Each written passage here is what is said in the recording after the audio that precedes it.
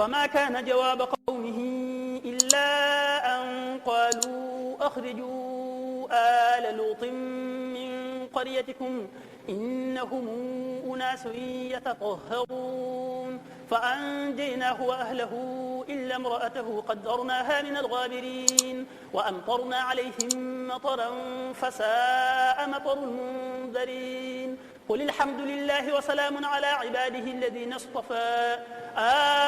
الله خير أما تشركون أمن خلق السماوات والأرض وأنزل لكم من السماء ماء فأنبتنا به حدائق ذات بهجة ما كان لكم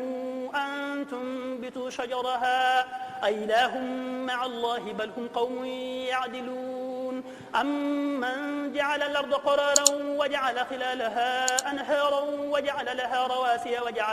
وجعل بين البحرين حاجزا أإله مع الله بل أكثرهم لا يعلمون أمن يجيب المضطر إذا دعاه ويكشف السوء ويجعلكم خلفاء الأرض أإله مع الله قليلا ما تذكرون أمن يهديكم في ظلمات البر والرياح نشرا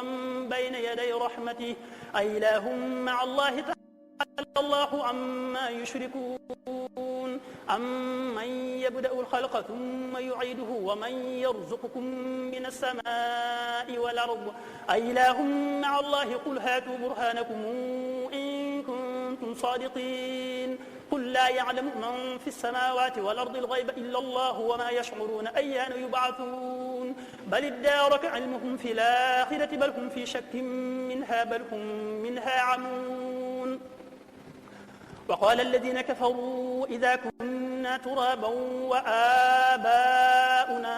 أئنا لمخرجون لقد وعدنا هذا نحن وآباؤنا من قبل إن هذا إلا أساطير الأولين قل سيروا في الأرض فانظروا كيف كان عاقبة المجرمين ولا تحزن عليهم ولا تكن في ضيق مما يمكرون ويقولون متى هذا الوعد إن كنتم صادقين قل عسى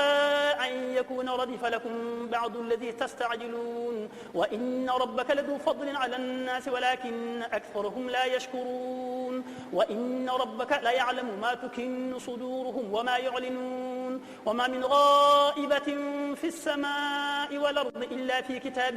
مبين إن هذا القرآن يقص على بني إسرائيل أكثر الذي هم فيه يختلفون وإنه لهدى ورحمة للمؤمنين إن ربك يقضي بينهم بحكمه وهو العزيز العليم فتوكل على الله إنك على الحق المبين إنك لا تسمع الموتى ولا تسمع الصم الدعاء إذا ولوا مدبرين وما